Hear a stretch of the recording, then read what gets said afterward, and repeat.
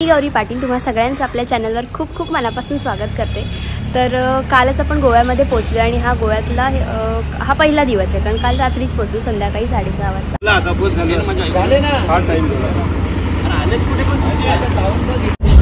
आजचा प्रोग्राम जो आपला होता, पहिला शांतादुर्गा टेम्पल होतं, दुसरा होता मंगेश टेम्पल आणि तिसरा ओल्ड गोवा चर्च होता। त्याच्यानंतर डोना पावला आणि मग शेवटी पंजिम ही राजधानी गोव्याची, तिथूनच आपल्या काजू खरेदी होती। परंतु आपण आज बदल असा केलेला आहे की परत आपल्या दुपारी यायचं नाही, आपण दुपारचं खिचडी आज चतुर्थीला मुले आपण बरोबर घेतलेले। तर पहिला जाताना इथून आपण चर्च करूया आणि चर्च केल्यानंतर पुढे शांतादुर्गा टेम्पल, मंगेशी टेम्पल आणि डोना पावला, म्हणजे आपला वेळ वाचेल, किलोमीटर वाचेल, थोडासा बदल केलेला आहे। तर सगळ्यात आधी आपण चर्चमध्ये जाणार होतो। सो आता आपण इकडे पोहोचलेलो आहोत आणि आपण आता ओल्ड गोवा चर्चला जाणार आहोत। तर तिथे एक बॉडी आहे जी 450 वर्ष जुनी आहे आणि ती अजूनही तशीच्या तशी आहे। सो आपण ती बघायला जाणार। तर आपण बघू शकतो की हा चर्चच्या आजूबाजूचा सगळा परिसर आहे। या चर्चला बॉम जीसस चर्च असं म्हटलं जातं। या चर्चचं काम 24 नोव्हेंबर 1554 रोजी चालू झालं आणि त्यानंतर 1605 मध्ये ते पूर्ण झालं। 417 वर्ष जुनं हे चर्च आहे। हिंदू पुराणांप्रमाणे गोव्याला कोकण काशी असं म्हटलं जातं, पण पोर्तुगीजांनी सेंट झेवियर यांना 500 वर्षापूर्वी गोव्यात आणलं। त्यानंतर सेंट झेवियर यांनी गोव्यामध्ये ख्रिस्ती धर्मप्रसार केला। तसंच ते आशियातील अनेक देशांमध्ये धर्मप्रसारासाठी जात असत। चीनमध्ये असताना 3 डिसेंबर 1552 रोजी त्यांचा मृत्यू झाला। त्यानंतर त्यांचा मृतदेह चीनमध्ये मातीत पुरला गेला। तो साधारणतः 3.5 महिन्यांनी गोव्यात आणला। असं म्हटलं जातं की 3.5 महिने तो मृतदेह मातीत असूनही त्याचं विघटन झालेलं नव्हतं आणि अजूनही झालेलं नाहीये। तर तोच मृतदेह या समोरच्या पेटीत ठेवलेला आहे। तर आता आपण मंगेशी टेम्पलमध्ये चाललेलो आहोत। सगळेजण पुढे गेलात, मी एकटीच मागे राहिली।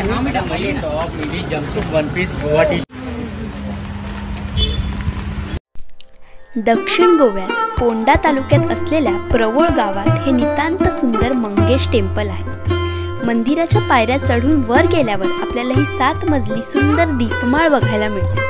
साताऱ्याचे छत्रपती शाहू महाराज यांनी बाळाजी बाजीराव पेशवे यांच्यामार्फत 1739 या साली मंदिराची जागा देवस्थानाला इनामात दिली। त्यानंतर 1746 साली लाकडी खांबांपासून एक साधं मंदिर बांधण्यात आलं। पुढे 1973 मध्ये मंदिराचा जीर्णोद्धार झाला आणि त्यावेळेस मंदिराला सुवर्ण कलशाचे आरोहण करण्यात आले। निसर्गाची मनसोक्त उधळण केलेलं हे मंदिर गोव्यातील सुंदर निसर्ग किनाऱ्याने एवढंच सुंदर आहे, यात काहीच शंका नाही। तर दुपारचं जेवण केलं, आज व्हेजच केलं, कारण संकष्टी आहे, साखर चौथ। संध्याकाळी आपला तिकडे कार्यक्रम पण असणारच आहे, पूजा वगैरे करणार आहेत। आणि तर आता आपण डोना पावला बीचवर आलोय, तुम्ही माझ्या मागे बघू शकता। डोना पावला बीच पणजीपासून 7 किलोमीटर लांब आहे। या बीचला लव्हर्स पॅराडाईस असंही म्हटलं जातं। असं म्हणतात की गोव्यातील एका मुलीचं नाव डोना पावला होतं, जी खूप श्रीमंत घरातली होती। तर ती एका मच्छीमाराच्या प्रेमात पडते, पण तिच्या घरच्यांना हे सगळं मान्य नसतं आणि म्हणूनच ती या ठिकाणी येऊन जीव देते, आत्महत्या करते आणि म्हणूनच या बीचला डोना पावला बीच असं म्हटलं जातं।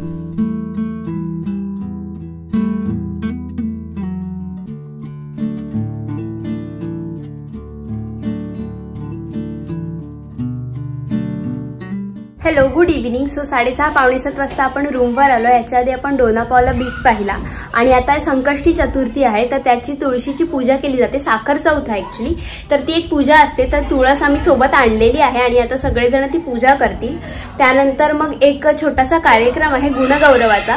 तर बचत गटात असं करतात की कोणी पास झालं असेल, म्हणजे 10th बोर्ड असो, 12th बोर्ड असो किंवा डिग्री असो, असं काही जर किंवा आणखी काही कुठला चांगली गोष्ट केली असेल कोणी, तर त्याचा सत्कार केला जातो आपल्या ह्या गटात।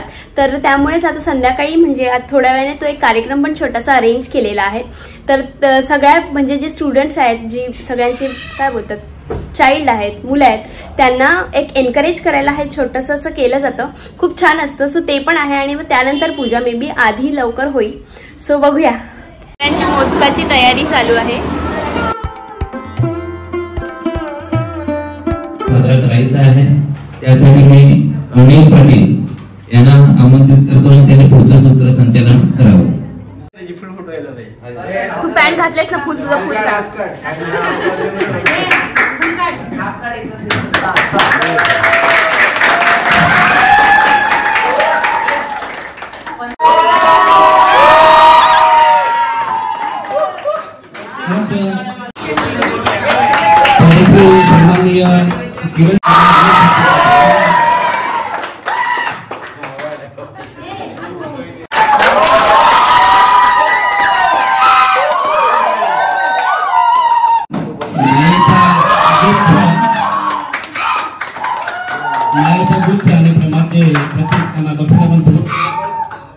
मला वाटतं इयत्ता 10वी, इयत्ता 12वी आणि डिग्री असे तिन्ही प्रकारचे त्यांनी पारितोषिक आणि हे सत्कार घेतलेला आहे। खूप खूप धन्यवाद। सगळ्यांनी खूप मेहनत घेऊन आणि हे सगळे आपल्या एकत्र आणण्याचा एक प्रयत्न आहे आणि आपले कुटुंब आहे, तर हे असंच पुढे नेत राहूया आपण। आणि आता तर हे सगळे करतायत प्लॅन, पण पुढे आपल्याला जाऊन हे सगळं प्लॅन करायचंय, त्याच्यामुळे तुमची तयारी पाहिजे।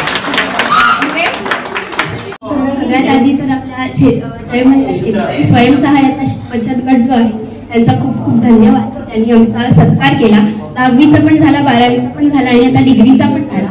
तर खूप छान वाटतं, एनकरेजमेंट मिळते आणि प्रत्येकालाच, म्हणजे आता मला पण तीन वेळा, म्हणजे 10वीला पण तेवढीच एक्साइटमेंट होती, 12वीला पण आणि आता डिग्री झाली तेव्हा पण खूप छान वाटतं। सगळीकडेच अशी एनकरेजमेंट, आपल्या माणसांकडून अशी एनकरेजमेंट नाही मिळत। आपण ही 40 जण जी सगळी आहोत म्हणजे एक फॅमिलीचा पण मानतो आणि ती आहे, कारण बाकीचे जे ग्रुप्स असतात त्याच्यामध्ये ते हेवे दावे आणि बाकीच्या सगळ्या गोष्टी असतात त्या आपल्याकडे नाहीये। कारण आणि आपण कुठल्याही गोष्टी, आता सिंपल एक गोष्ट होती की ती म्हणजे मोदक बनवायची, तरी पण सगळ्या जणी स्वतःचं आवरून आणि ते बनवायला आल्या, हे खूप मोठ्या की आहेत। आता ज्या 10 जण आहेत त्यांच्यामधलं कोणीतरी म्हटलं असतं नाही मी नाही थकले, मी नाही जात, पण तसं नाही करत। कुठलीही गोष्ट जर असेल तर आपण पूर्ण सहकार्याने करतो आणि फक्त हे मोबाईलमुळे जरा इतर झाले मागे, पण तरी पण ते थोडी मॅच्युरिटी आल्यावर होईलच। सध्या ते एज आहे त्यामुळे ते आपण समजून थोडं घेतलंच पाहिजे आणि ऑब्व्हियसली त्यांनी पण समजून घ्यायला पाहिजे।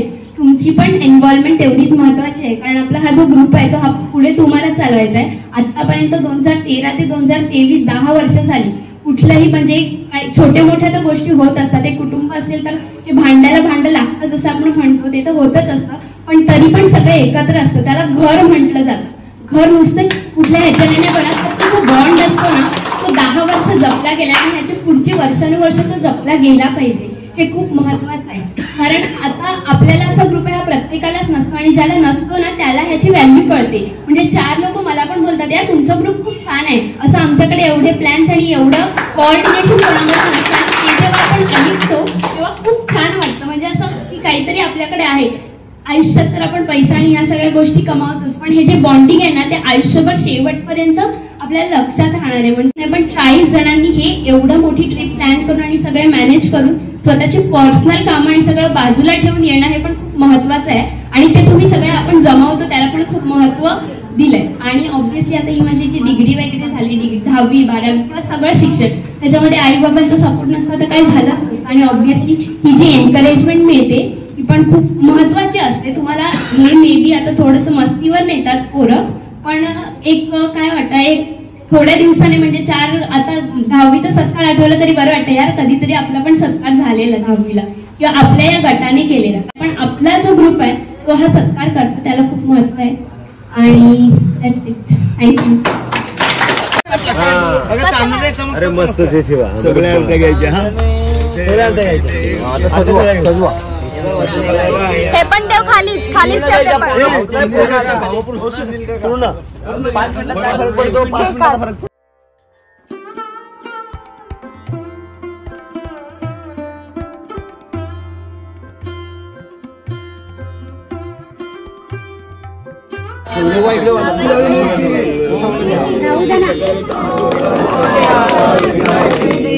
पूर्वी प्रेम तुकाशयाची सर्वांगी सुंदर शेंदुराची कणली कंठे माळ मुक्ता फळाची। जय देव जय मंगल मूर्ती हो श्री मंगल मूर्ती, दर्शन प्रेमा कामना पूर्ती। जय देव खचित करा तुझी गौरी कुमरा चंदनाची ओटी कुमकुम केशरा हिरे जडित मुकुट शोभतो बरा रुंजुंटी मुकुरे चरणी गाजया जय देव जय मंगल मूर्ती ओ श्री मंगल मूर्ती दर्शन मात्रे मन कामना पूर्ती जय देव अशा प्रकारे एक एक करून सगळ्यांना आरतीचा मान मिळाला आणि मस्तपैकी पूजा पार पडली.